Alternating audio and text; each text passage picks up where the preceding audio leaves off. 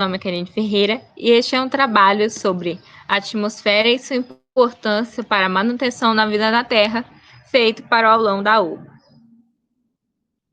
Meu nome é Karine Ferreira Vieira, eu sou do Clube de Astronomia da UBA e da segunda série do ensino médio. Os tópicos que a gente vai utilizar para esse aulão são o que é a atmosfera terrestre, as camadas da atmosfera, composição química, as funções da atmosfera, desastres naturais, aquecimento global e como reduzir o aquecimento global. O que é a atmosfera terrestre? A atmosfera terrestre é uma camada composta por radiação, gases e material particulado que envolve a Terra e se estende por centenas de quilômetros.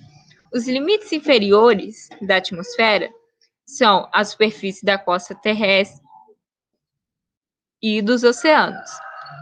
Os limites superiores não são definidos, porque conforme a altitude vai aumentando, a atmosfera ela vai se tornando cada vez mais suave, até que ela se confunde com o meio interplanetário. Para a gente ter uma ideia, 99% da massa da atmosfera está contida numa camada de 32 quilômetros, e o raio da Terra é de 63 mil quilômetros.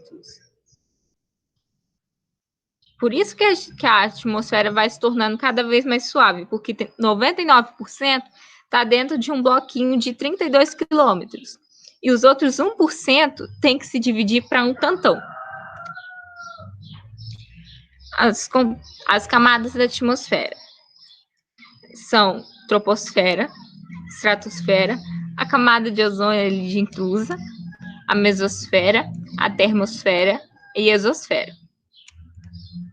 Se a gente for pensar na atmosfera como equação matemática de 100%, 78,9% vai ser de nitrogênio, 20,95% vai ser de oxigênio e 0,93% de argônio. O dióxido de carbono, que a gente fala que é o gás do efeito estufa, ele está presente em 0,035%. Mas se nessa pequena quantidade, não é nem 1% direito, ele já faz tanto estrago assim, imagina se essa quantidade for aumentada. Que estrago que não vai fazer? Os outros gases que compõem a atmosfera, em quantidade bem diminutas, são neônio, hélio, metano, criptônio, hidrogênio, xenônio e ozônio. A atmosfera tem diversas funções, dentre elas estão proteger a Terra dos raios ultravioletas emitidos pelo Sol e manter a temperatura do planeta ao longo da noite, evitando que haja uma grande variação entre a temperatura mínima e a temperatura máxima. Para a gente ter uma ideia, em Marte, a temperatura durante a noite é de menos 150 graus. E de manhã, no verão, é de 20 graus. A nossa atmosfera, ela age para que não haja tanta diferença entre a temperatura mínima e a temperatura máxima. A atmosfera também atua protegendo a Terra contra o impacto de meteoros, para não ficar que nem a Lua. Ela filtra a entrada dos raios ultravioletas e permite que ocorra o chamado efeito estufa.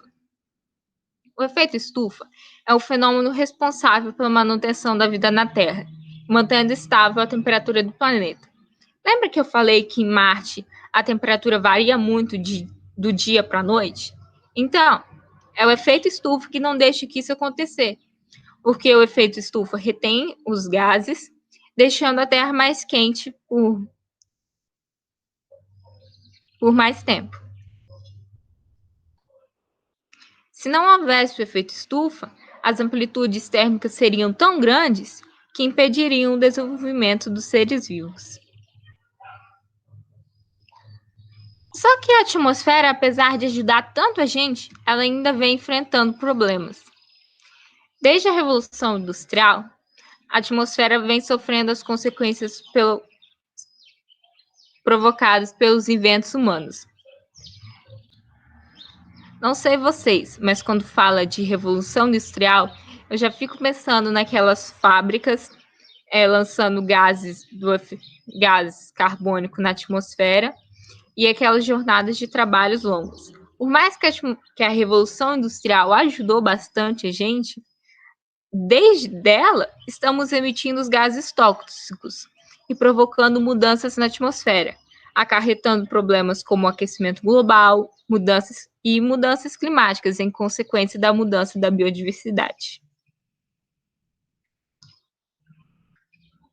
A biodiversidade, assim como a atmosfera, é um fator importante para a vida na Terra, já que o planeta ele não é sozinho, ele é integrado.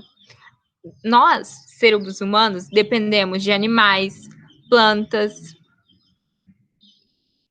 prótons, fungos, dentre outros animais para sobreviver, assim como o planeta.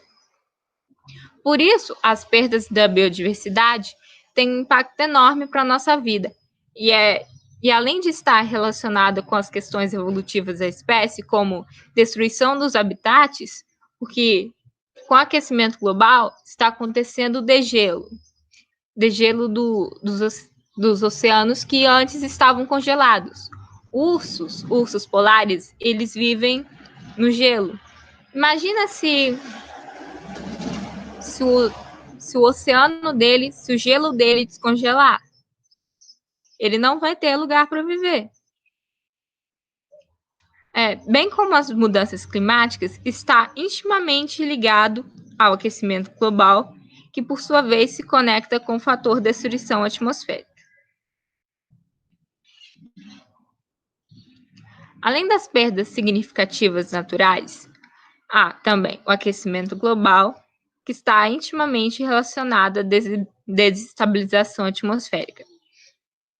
Aqui, nesse gráfico, a gente pode ver que antes o planeta era azul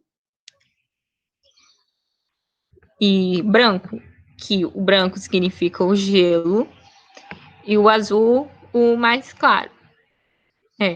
Onde não tem gelo, onde é água. Só que a gente pode ver de um gráfico para o outro que o azul sumiu e o gelo praticamente nem dá para ver. A massa vermelha, que só estava em um lugar, se espalhou por todo o mundo.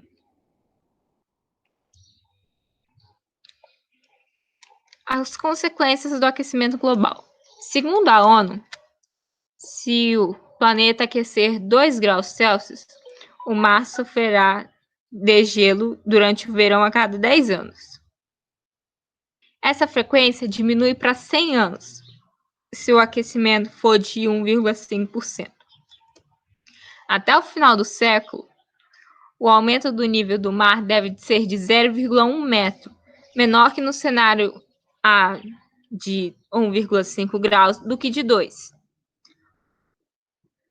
No melhor cenário, até 10,4 milhões de pessoas serão impactadas pelo aumento do mar até 2100. Em regiões continentais, as ondas de calor podem ser 2 a 3 vezes maiores no cenário de 2 graus do que naquele de 1,5. O número de espécies de animais e plantas que podem desaparecer é muito maior na projeção de 2 graus Celsius do que na de 1,5 graus Celsius. Os ciclones também devem ocorrer em menor frequência, mas a intensidade vai ser muito mais forte. E também, se em 2 graus Celsius, a intensidade vai ser maior do que 1,5 graus Celsius. O aquecimento global a 2 graus Celsius também deve aumentar a probabilidade de ocorrências de secas extremas, assim como faltas de chuva e os riscos associados à falta d'água. Aqui nós temos uma matéria. O aquecimento global afetará a saúde das novas gerações. Temperaturas da Terra podem chegar a 3,2 graus Celsius mais alto. Lembra que eu falei que tinha um cenário projetado para de 1,5 a 2, então, aqui ele já é 3,2 graus Celsius. Imaginou a saúde afetada? Mais do que a Covid? Falando sobre oceanos e geleiras, essa foto de Felipe Dana, ela mostra uma vista aérea de grandes icebergs flutuando enquanto o sol está nascendo. Isso é na Groenlândia, que está derretendo mais rapidamente na última década. E neste verão, ela já viu um dos maiores derretimentos já registrados desde 2012.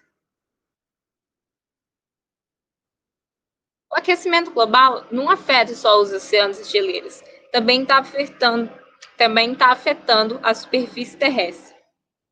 Nessa foto é de uma área que houve derretimento da camada permafrost na península de Yamal, na Rússia. A foto de Steve Morgan.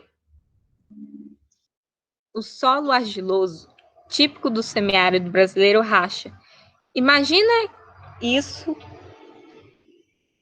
quando a temperatura for de 2 graus Celsius, se ela aumentar mais. Não vai dar para plantar nada. Essa foto da BBC, ela também é da permafrost. O que é a permafrost? Tinha uma camada de gelo e eles jogaram um pouco de terra em cima desse gelo e colocaram asfalto em cima. Como esse gelo tá derretendo, a estrada e as construções estão derretendo também. Por isso elas estão rachando. Além de todas as catástrofes anteriores, o aquecimento global vai trazer doenças, perdas significativas de espécies, quebra na economia e desestabilização da agricultura, gerando mais fome e mais pobreza. Só que a gente pode ajudar também o nosso planeta. As 3 linhas, a alta, a baixa e a negativa, elas mostram como será o aumento das temperaturas se as emissões aumentarem muito. Na linha alta, se aumentar menos do que já aumentou na linha baixa, e se a gente começar a remover mais gás carbônico do que a gente eliminou. A temperatura até 2100 pode chegar a 5 graus Celsius se a gente continuar emitindo gases causadores do efeito estufa. Ela pode chegar a 2,5 graus Celsius se a gente emitir menos do que a gente está emitindo. E ela pode chegar a 1,5 graus Celsius se a gente emitir menos, se a gente começar a retirar da atmosfera gases carbônicos. E o que a gente pode fazer para evitar as catástrofes? A gente pode parar ou reduzir a liberação de gases causadores do efeito estufa, reduzir o uso de agrotóxicos e o consumo de carnes, economizar energia elétrica. A gente pode também reciclar o lixo e ter mais cuidado ao consumir embalagens, porque não tem local adequado para descartar. E todos os anos a gente gasta mais de 400 milhões de quilos de plástico. Isso tudo vai para onde? Para os oceanos. Se você tiver um quintal em casa, plante árvores de preferência nativas da região, moderar no ar-condicionado, evitar o uso de canudos e copos descartáveis, reduzir o uso de veículos à base de combustíveis fósseis, não desperdiçar alimentos. O processo de decomposição dos alimentos também libera gases, por isso não desperdiçar tanto. Agricultura sustentável com remanejo de animais. Tudo isso a gente pode fazer para evitar grandes catástrofes climáticas. Tem uma frase que diz bem assim: O que eu faço é uma gota de água no oceano, mas sem ela o oceano será menor. É pouca coisa que a gente vai fazer. Mas a gente pode ajudar mesmo assim. E se a gente não fizer isso, vai fazer diferença. E aqui foram os sites que eu usei para fazer o slide. Eu também quero dedicar essa apresentação à minha duplinha. Não vou falar seu nome, mas se você estiver vendo esse slide, vendo essa apresentação, você sabe que é você. Só isso.